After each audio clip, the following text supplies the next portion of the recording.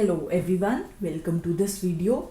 In this video, we shall be going to look at some of the real life applications of geometric progression. So let's move forward and have a look at the applications. So the first application is taken from nuclear physics, where we study about radioactive decay.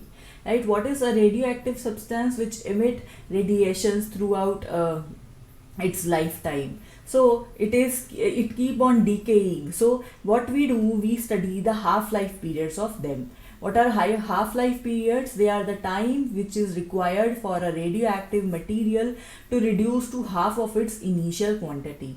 Right? So here we have a GP which represents this radioactive decay, how it represents the fraction of material which is left after successive half-life period. So after half-life period, what amount of material would be left at certain amount of time is noted and is presented in the form of a GP. Why it is a GP? Because you see every term like A2 upon A1 is 1 by 2, right? The next term A3 upon A1 is again 1 by 2. So here every term has bears a simple constant ratio with the previous term, which is 1 by 2 in this case. Hence it is a geometric progression.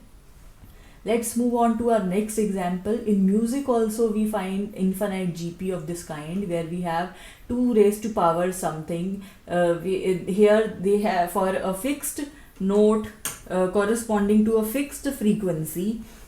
These frequencies are represented through octaves, which are nothing but multiples of 2. Hence this 2 raised to power minus 2, 2 raised to power minus 1, 2 raised to power 0, 1 is actually 2 raised to power 0. Then 2 raised to power 1, 2 raised to power 2 and so on. It represents an infinite GP here. Correct? Let me give you one more example. Suppose we have a ball and we bounce it to some height. Say we have bounced it to some height which is 4 feet. Right? So what will happen due to gravity? Its height would fall to certain instant. So the height would go half. It would be 2. Next it would be 1. Next it would be 1 half. Right? And so on.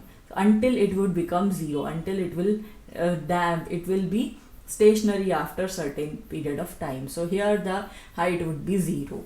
So this represents a finite GP. Why finite? Because we know, we are certain that after few oscillations of such kind, the height would become 0. Right? And thereafter no change would occur. So it is a finite GP. So each time a ball bounces, its height gets cut down by half.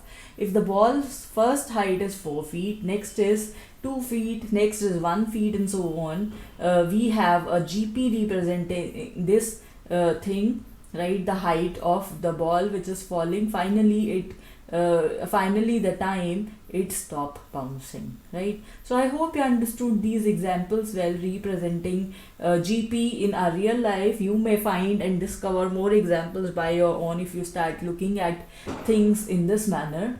So I hope you understood the video well. That is it for this video. Thank you for watching.